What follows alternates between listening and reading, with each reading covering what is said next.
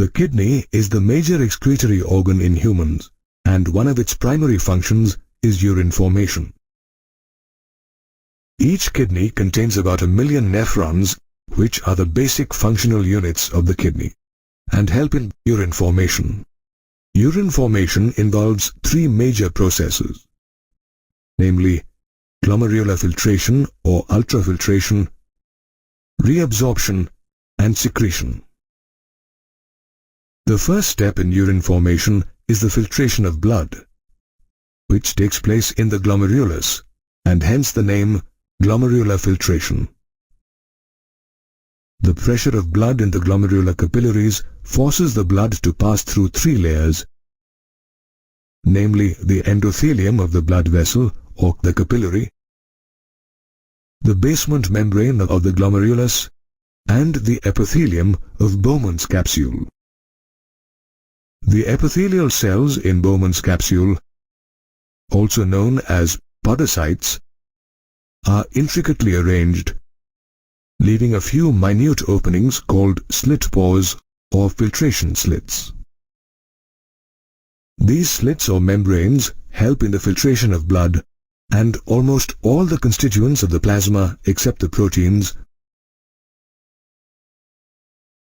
pass into the lumen of Bowman's capsule. A reason why glomerular filtration is known as ultrafiltration. Did you know that, on average, the human kidney filters about 1,100 to 1,200 milliliters of blood per minute, which is about 1/5 of the blood pumped out by each ventricle of the heart in a minute? The amount of filtrate formed in the Bowman's capsule of a nephron due to glomerular filtration in the kidneys every minute is called the glomerular filtration rate or GFR, which in a healthy individual is about 125 milliliters per minute or 180 liters per day. The blood pressure in the capillaries acts as a major force in glomerular filtration. Besides, there are certain intrinsic mechanisms in the kidneys that auto-regulate the GFR. The juxtaglomerular apparatus or JEA is one such microscopic structure that regulates the GFR. The JEA is formed by cellular modifications between the afferent and to some extent the efferent arteriole and the distal convoluted tubule or DCT of the same nephron at their point of contact. The juxtaglomerular cells release renin whenever there is a drop in the GFR, which stimulates glomerular blood flow and normalizes the GFR.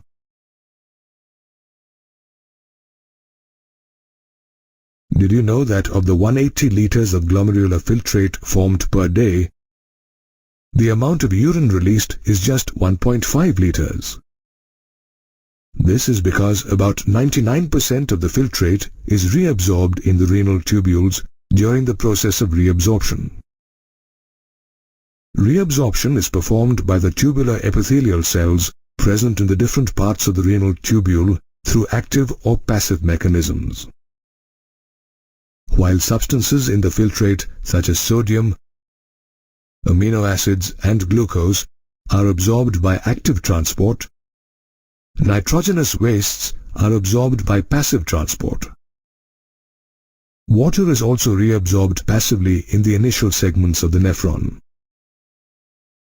Apart from absorption, the cells in the renal tubule also selectively secrete substances such as potassium and hydrogen ions and ammonia into the filtrate to maintain the pH and ionic balance in body fluids. This process of reabsorption and secretion occurs in different parts of the renal tubule, namely the proximal convoluted tubule or PCT, Henle's loop, and distal convoluted tubule. The collecting duct also takes part in the process. The proximal convoluted tubule is the section of the nephron situated between Bowman's capsule and Henle's loop. The glomerular filtrate from Bowman's capsule enters this tubule, which is lined by cuboidal brush border epithelial cells that help to increase the surface area for reabsorption. The proximal convoluted tubule reabsorbs about 70 to 80% of the electrolytes and water and almost all the essential nutrients and vitamins. It also selectively secretes ammonia, hydrogen ions and potassium ions into the filtrate and absorbs bicarbonate to maintain the pH and ionic balance of body fluids. The proximal convoluted tubule is followed by Henle's loop, where minimal reabsorption takes place. However, the region plays a vital role in maintaining the high osmolarity of medullary interstitial fluid. The descending limb of Henle's loop is permeable to water and almost impermeable to electrolytes, which helps concentrate the filtrate as it moves down. The ascending limb is permeable to electrolytes actively or passively and is impermeable to water. Therefore, electrolytes pass into the medullary fluid and dilute the concentrated filtrate as it passes upwards. Henle's loop is followed by the distal convoluted tubule, where conditional reabsorption of water and sodium occurs. This region helps maintain the sodium-potassium balance and pH level in the blood by reabsorbing bicarbonate and selectively secreting potassium and hydrogen ions and ammonia. The distal convoluted tubules of several nephrons open into a straight tube called the collecting duct, which extends from the cortex of the kidney to the inner parts of the medulla. The duct helps to reabsorb water, thereby increasing the concentration of urine according to the body's state of hydration. It also maintains osmolarity by enabling small amounts of urea to pass into the medullary interstitium.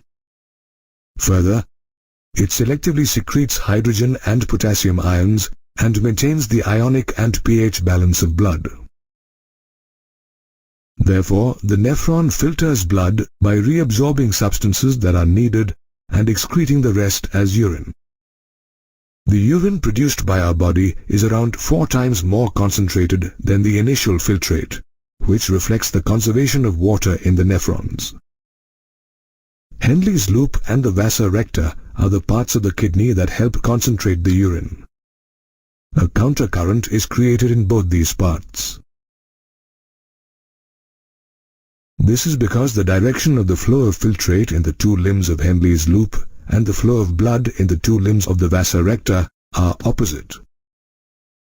The countercurrent, along with the proximity of Henle's loop to the vasa recta, maintains an increasing osmolarity in the inner medullary interstitium. The difference in osmolarity between the cortex and the medulla is pronounced, as we can see that the osmolarity in the cortex is 300 milliosmoles per liter, while it is as high as 1200 milliosmoles per liter in the inner medulla. This difference in osmolarity is caused by the difference in the concentration of urea and sodium chloride. The sodium chloride that is transported through the ascending limb of Henle's loop is exchanged with the descending limb of the vasa recta. Then the ascending limb of the vasa recta returns the sodium chloride to the interstitium. In the same way, small amounts of urea entering the thin segment of the ascending limb of Henle's loop are transported back to the interstitium by the collecting tubule.